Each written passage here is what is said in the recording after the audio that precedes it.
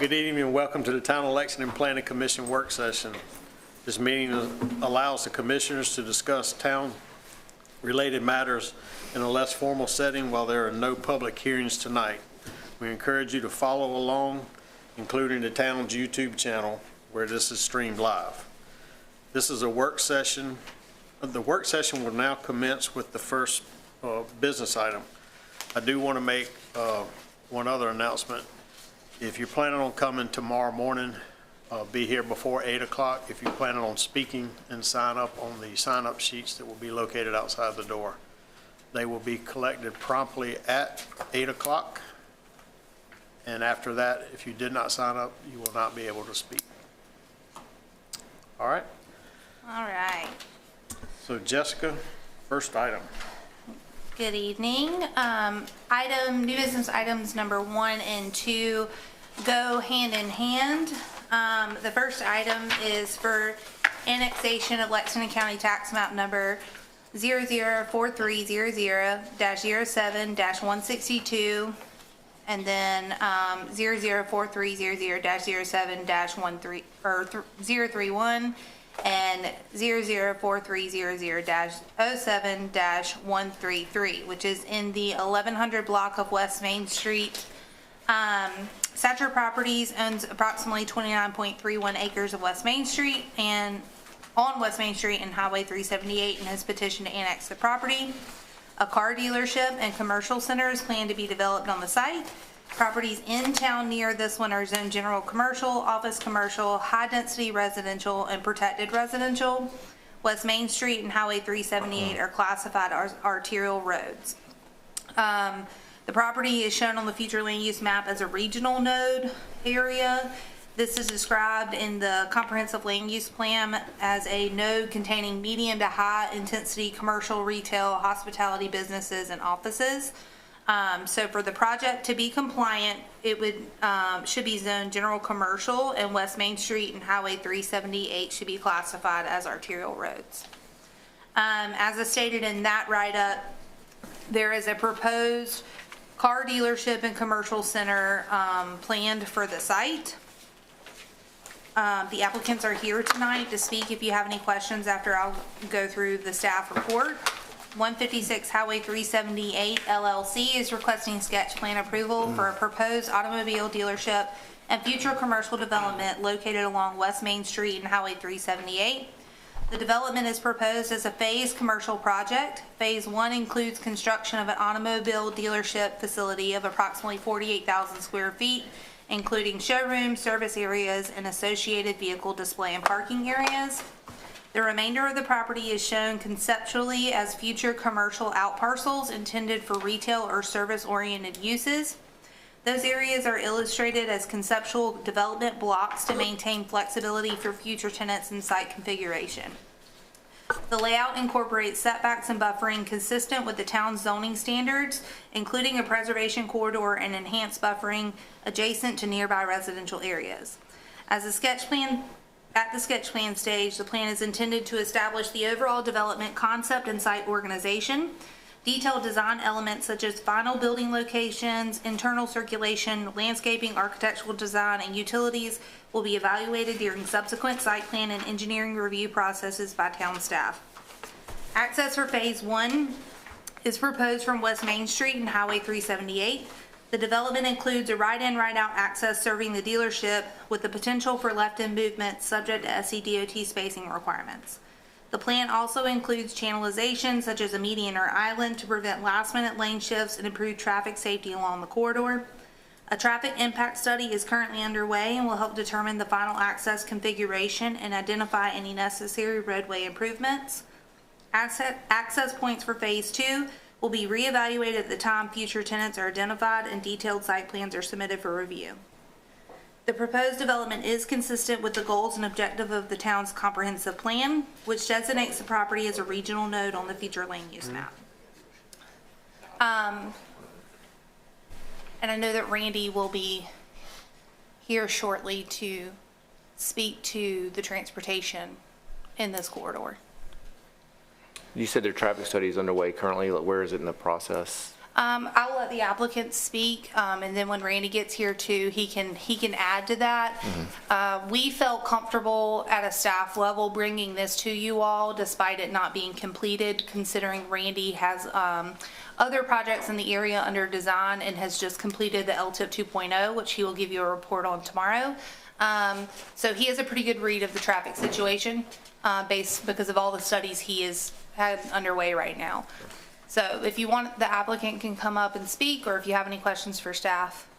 Has there been any discussion of a full-service access point to this property? That's going to be a Randy question, or for the, if, Jamie, you want to come on? That might be a I'm going to let them weigh in on that. I figured most of your questions were traffic related. My name is Jamie Pruitt. I'm with Cox and Dinkins. We're the civil engineer on the project, and we have been discussing this with Randy. The only full service or full service entrance that we would be looking to get is the westernmost drive, which would be in the build out of the commercial. If traffic warranted, it would probably be signalized. At the Dunkin'? Yes. Parking lot? Yeah, and so everything, the three back east are right in, right out only. In the final configuration, we were going to ask for, and Randy, I think, is, oh, there he is. I'm speaking on your behalf. I think Randy's comfortable with this. In the first phase, which is the first two entrances, the westernmost would have a left in from the median that's there. And we plan to meet jointly with DOT on that. As the next two entrances were built out to the west, that left end would go back away, since we would then have a full access on the westernmost entrance. And you mentioned a signal. Where would that be? Where would that? The westernmost entrance. So all the way down at the far end of the property? Yeah, yeah. Closer to the, I guess, past the Burger King exit, somewhere down in there? Yes. Your dealership's not gonna have much in and out traffic, to be honest with Well, you would know. you. Yeah. You would definitely know. All righty. Randy, they, before you walked in, they were asking about the traffic impact study, and I told them at this point, staff felt comfortable with them coming before Planning Commission without that due to the multiple studies you have already conducted in the area. Correct. So, I guess tomorrow, we'll update you on the LTIP. But the Gibson US 1 378 intersection has been restudied, and currently there's a project in design to actually make changes to that intersection. And so we know what I don't know tonight, but the level of service will improve.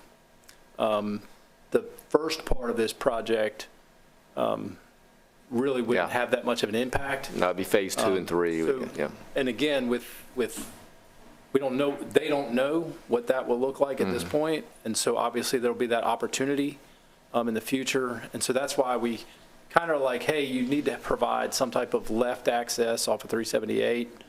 So they'll have to have some type of drive, and obviously that will be permittable by SCDOT as far as distance away from that intersection. We have certainly shared with the developer our desire to keep that as a, I don't want to use the word high speed because I don't want to take it out of context, but free-flowing intersection, so any type of actual signalized access, those types of things will be as far away as reasonably possible. And, but all in all, the first phase of the development would have seemingly little to no impact, even with the traffic impact analysis. The key component, if, I'm assuming you have the sketch all in front of you, but there's SCDOT, myself, the civil will need to get with them and talk about the actual access for that right in, right out. I'm not sure they'll get a right out at that location that's been expressed. We anticipate supporting access of a right in as far east as we can physically get it. And then there would be kind of a driveway through that landscape area to get to the showroom itself. So So, but that all has to walk through SCDOT's review process. And so, Randy, how far out on the horizon is the redesign and development of this intersection? we could start construction as early 2027. So we're in the final stages of design at this point, and then we'll go into right-of-way acquisition. And I just wonder if it'd be prudent for us to be able to see the traffic impact study before making a recommendation to council. This is a busy corridor. And traffic sometimes, not all the time, but sometimes traffic backs up on 378 almost to the Twisted Root restaurant. yeah, I mean, I've been stuck there waiting. quite a bit, a lot of that, and this is just information like so many weeds. The adaptive signalization system there needs a place to where we can queue up traffic. And so both those legs are queued in a way to where once you get through that intersection, you can actually make good movement through the next several intersections. They're all timed and set up so that we feed the platoons in such a way. So unfortunately, you do get that backup, if you will. We've got one at Bar Road. Everybody's familiar with that. And then this one here at 378 does queue up. Right. We've also got we've got 2 lanes from 378, 2 lanes from number 1, going into 2 plus then 1 from Gibson. So 4 doesn't equal 3, no matter how you cut it. So one of the things that the new improvement will make once that goes to construction is the split phasing will go away at that intersection. So Gibson Road and the 378 will move at the same time because the lefts will coincide, and then the through movements will happen because we're adding a lane there going southbound to cross over to Gibson. Does that make sense? So there'll be a true dual left and a through lane at that intersection then.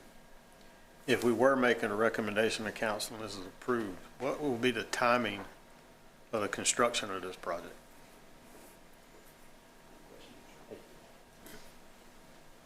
Evening. I'm Bill Atkins with Pyramid Contracting. So the timeline right now is to start in, given permitting process, would probably be in the early part of 27. I'm sorry, midpoint of So 27. both the improvement project and this project could be going on simultaneously, is my point.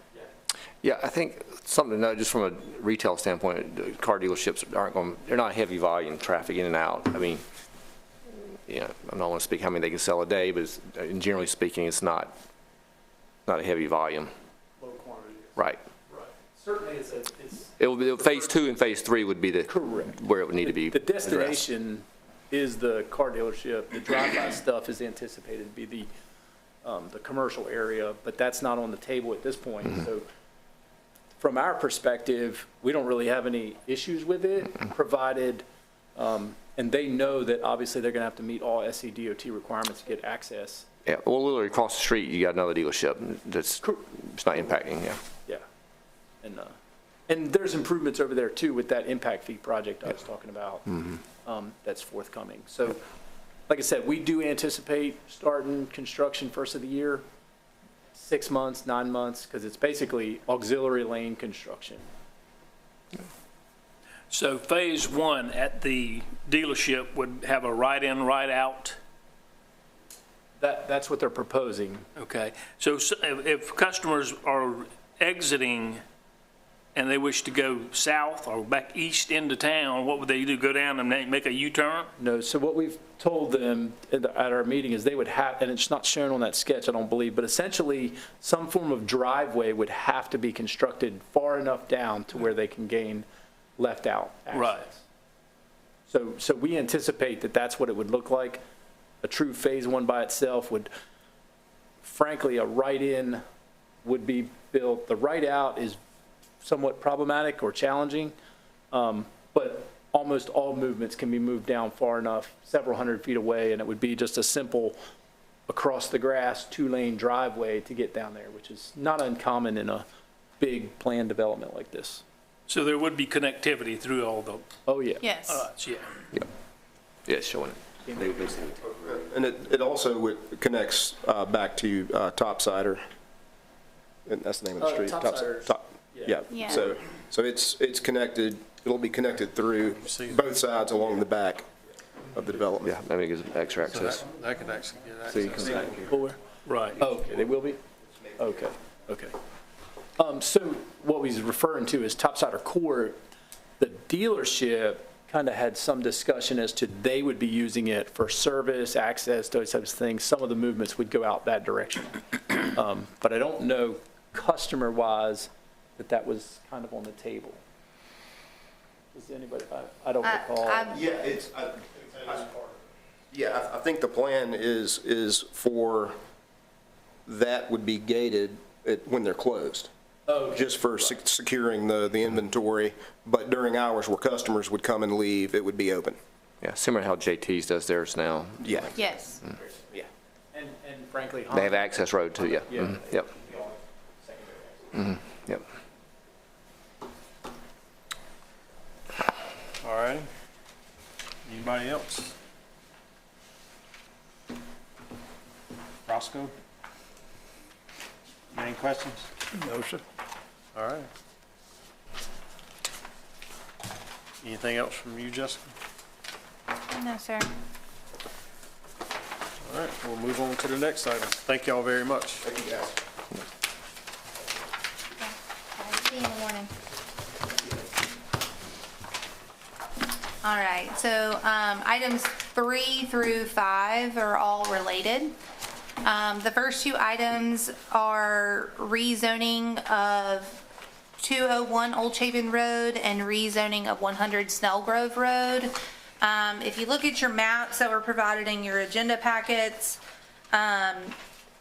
because there is a potential PUD, the request is to rezone the properties from high-density residential limited commercial being the 100 Snell Grove parcel, land swapping that with the same size, a .80 acre that will then front on Old Chapin Road. That will be rezoned from high-density residential to limited commercial, and 100 Snell Grove Road will be rezoned from limited commercial to high-density residential, not to make it super confusing. And all of that will have a planned unit development overlay is the request.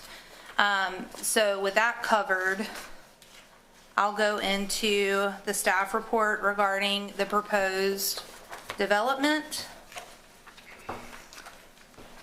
And the applicant is here for questioning after we get through that. Sorry, 1 second. So are you switching all the way to item number 5? Yeah, so I just briefly went over what 3 and 4 are. They're rezoning requests, which, PUD.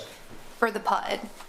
There's a land swap happening, so there's a rezoning of that land swap and the overlay of the planned unit development. Is everybody clear on that or have questions? Okay, we good? All right. Conley Development is requesting site plan approval for a planned unit development consisting of 50 townhomes on 9.43 acres and .80 acres of commercial office space located at the corner of Old Chapin Road and Snell Grove Road. Primary access to the development will occur from Old Chapin Road. Internal streets serving the townhomes will be privately owned and maintained. The proposed development represents the redevelopment of 2 existing properties currently occupied by a 30-unit apartment complex in the former J.C. Hutt building located at 100 Snell Grove Road, which is currently vacant. The project would remove these existing structures and redevelop the site with a combination of residential townhomes and limited neighborhood-scale commercial office space. A previously approved development proposal for the property allowed 104 residential units and 16 garage structures, resulting in a density of approximately 11 dwelling units per acre. That project was not constructed. I do want to note that a land disturbance permit was obtained for that project in February of 2022, and land disturbance permits are good for 5 years, so it is not expired.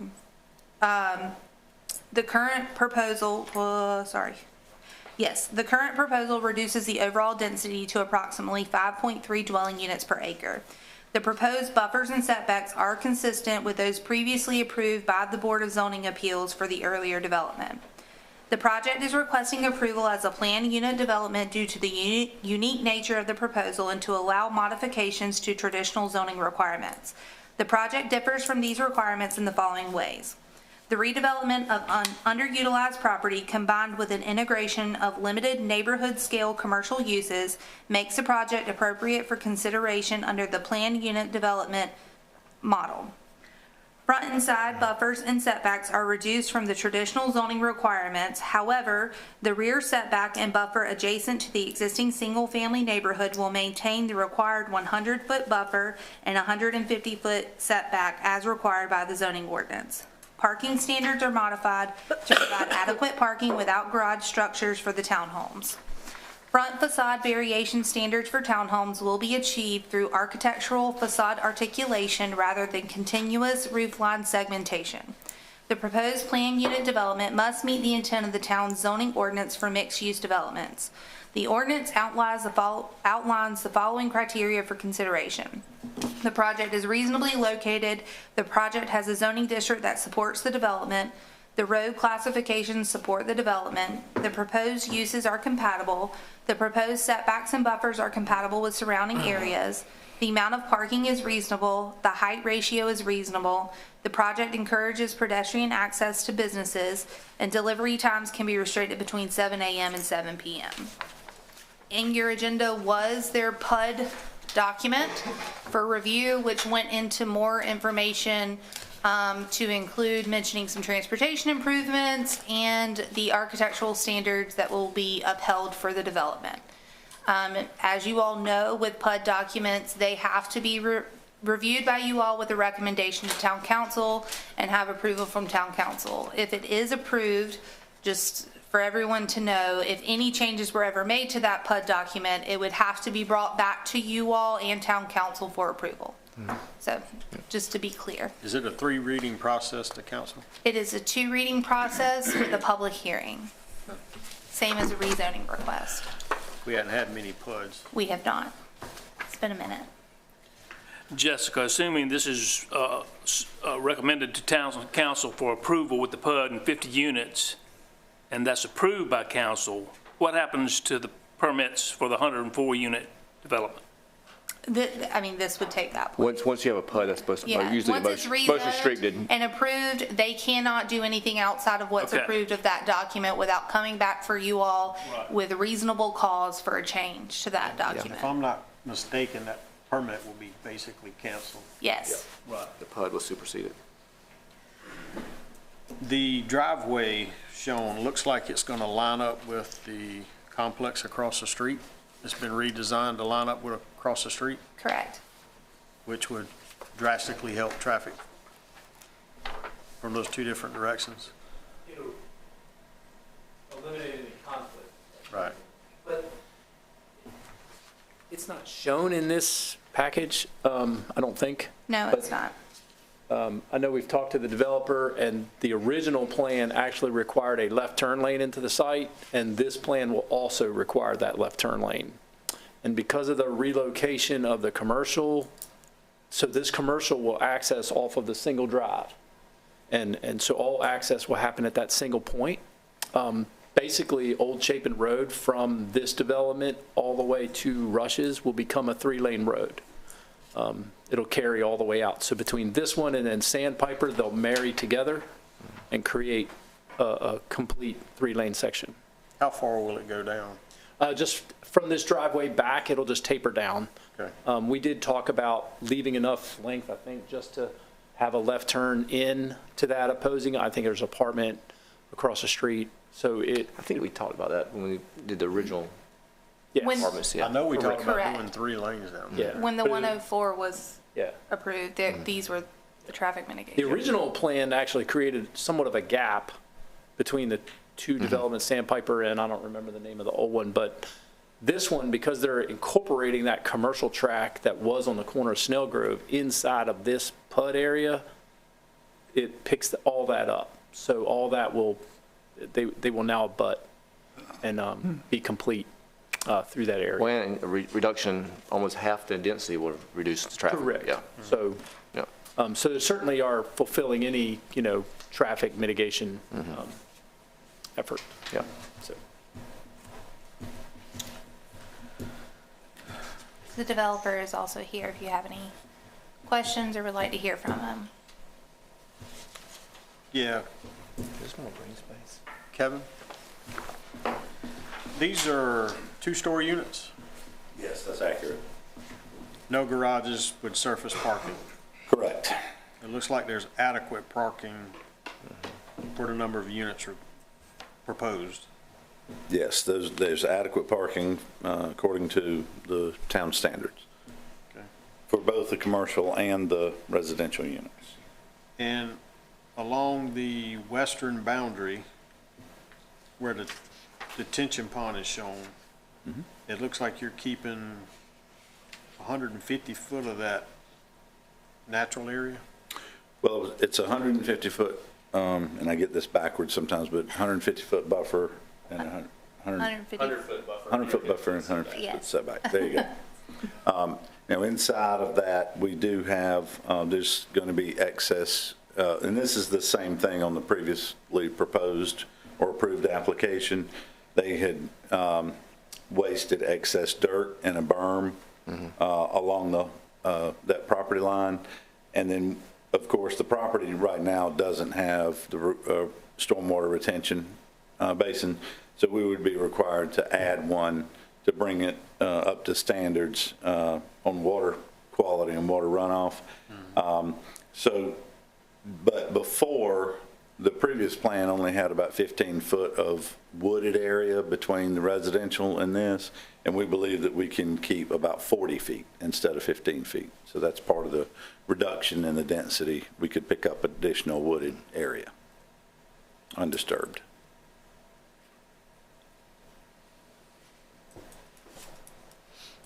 Of course, the buildings would meet any architectural requirements that the town has, correct? We do have the only thing we have for townhomes is that there's that 2-foot variation. They are going to, as I stated in my write-up, they are going to get that through articulation, facade articulation, rather than a continuous roof line segmentation. So our ordinance wants that roof line broken up, but they're going to get that through a different architectural way. Sorry, and achieve the same look that we were looking for. Yeah, that was more so just like kind of a clarification between the zoning ordinance and what we're trying to achieve. We're leaving this same main roof line, but the gables come off over the front porches. Those will change in depth, so you'll still get that same feel. Just helps us out a little bit with keeping the big roof line together. And all the internal parking, drive paths, all that'll be handled through the HOA? Yes, Maintained all by of that will be maintained by the apartment community, which I will own. And I know most of you know me, but my main office is right next door to this site. This kind of started out as I've been wanting to redevelop this property for years, but things just haven't lined up. It's either been under contract or several people tried to make it work and obviously didn't make it work. But both of these properties are unique and have troubling characteristics that make this a difficult site. The power line running through it is certainly a hardship. The property where the JC hut is, that had access off of Snell Grove.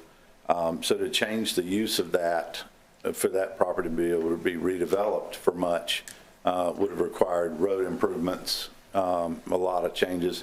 And I don't know, and y'all are probably very familiar with Snell Grove Road, but it is a very narrow, very utilized road, and is not well maintained. So we tried to, as part of this, redevelop that, move the commercial further down Old Chapin, provide one access that access point will be a shared road maintenance agreement between the apartments and the commercial. But it will be, that along with the road improvements for the turn lane will definitely, help mitigate any, traffic issues and also take pressure off of Snow Grove Road, because the entrance where it is to the current J.C. Hut is very close to the intersection with deep ditches on either side. So it's not a good situation as it sits. And the detention pond will be responsibility of HOA, That's right. correct? So It's not really an HOA. But yeah, they're not going to individually sell. Yeah. He's going To Like a lease the COA. townhome. Condo association. Well, no, it will be owned by the partnership, and I own the partnership. Okay. And then he will lease to the tenants. Yes. correct? And we own, like I said, I've owned several properties in town. I own Autumnwood by the old Kmart, where they're talking about redeveloping or developing the rest of that property. I actually built the large stormwater detention basin that's behind the property they're about to develop for the car dealership and the commercial. But that's a prime example. It's very low traffic impact. But like I said, both of these they're all similar, and I still own all of those. I've kept them for over 15 years. So how many people currently live in the housing that's existing now? I think there's at one point, there was an additional building, but that building burned down. So currently, look at my notes. There was 30 units. One building burned sometime around 2019 and was never rebuilt. So today there's 24 units, and of those 19 are occupied. A couple of units are out of service. Will this be affordable housing? Yes. What's your definition of affordable housing? We, state law does not Yeah. allow us to get into that. Okay. So when you say, or when it says in the request, the proposed setbacks and buffers are compatible with surrounding areas, does that mean it meets current town standards, or it's just compatible with what's around it?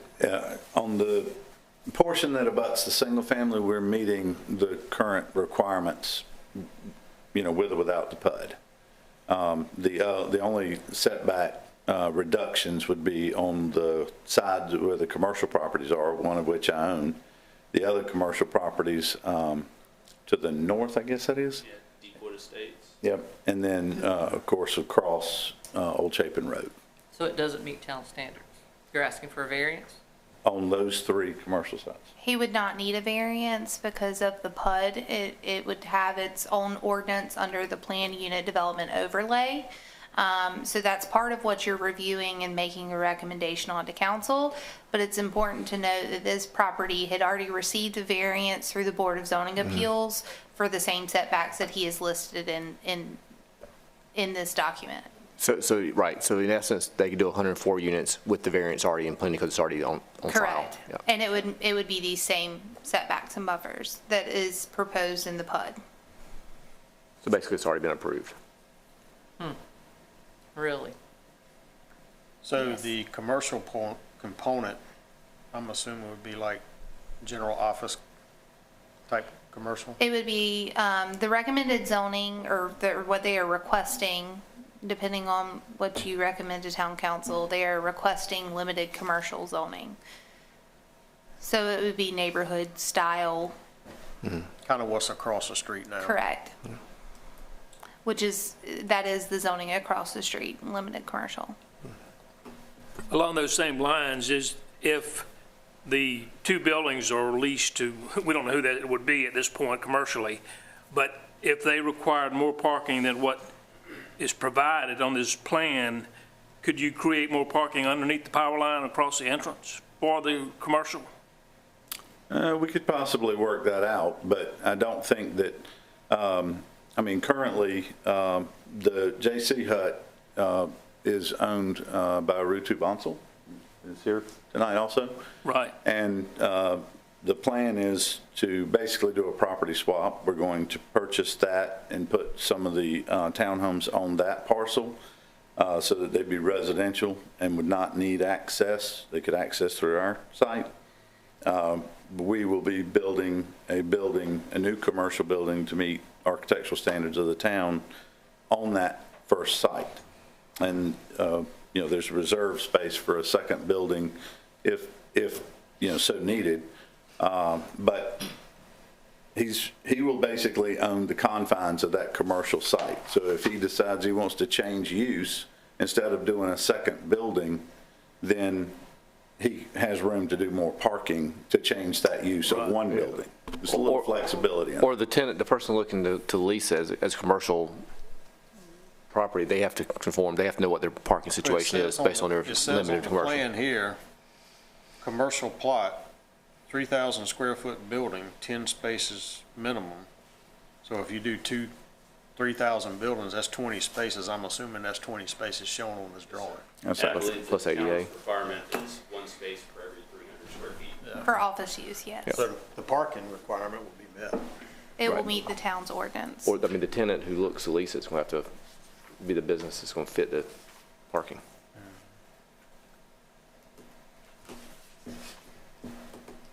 That zoning limits what's allowed in there as well. 288 parking spots, right?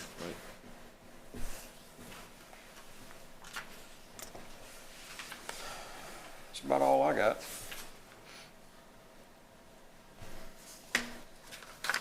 Okay. Well, let me just say that, if I can, to take 1 minute. I'm excited about redeveloping the property.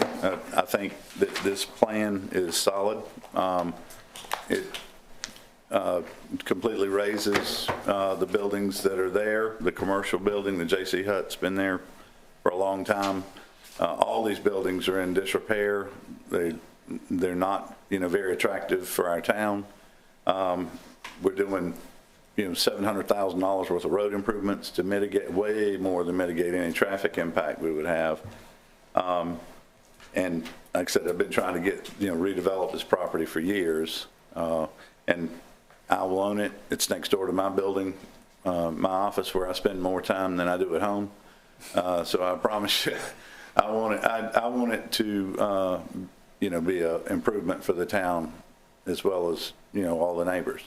So we're doing everything we can to meet all the requirements. But it is a difficult site with the, we've tried to make every situation better. But, there's just limits on what you can do and make it economically feasible.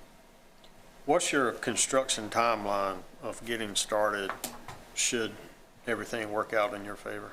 It'll probably be about 2 years. It'll take about a year to get all the engineering, permitting, and all that done, and then probably about a year for construction for all the structures. And that gives Randy his road improvements.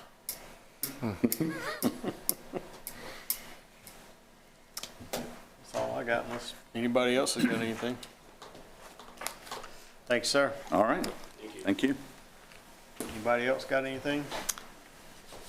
Just a quick update. I know that you all may be aware that we have hired a third-party consultant to look at our sign ordinance. We've talked about the sign ordinance a good bit, so I wanted to give you an update. We are hoping to host stakeholder meetings to get some feedback from the community and business owners and sign contractors in our area at the end of the month, hopefully the week of March 30th. We will be nailing down that date soon and sending out invites. So I just wanted to encourage you all to look out for that, and for anyone watching at home to please sign up for alerts on the town's website, because we will be posting there as well, and we would love for you to join us and give some feedback. All righty. Anything else? Good. All righty. Motion to adjourn. So moved. So, all righty. Thank you all for watching the Town of Lexington Planning Commission work session. I wish you a good evening.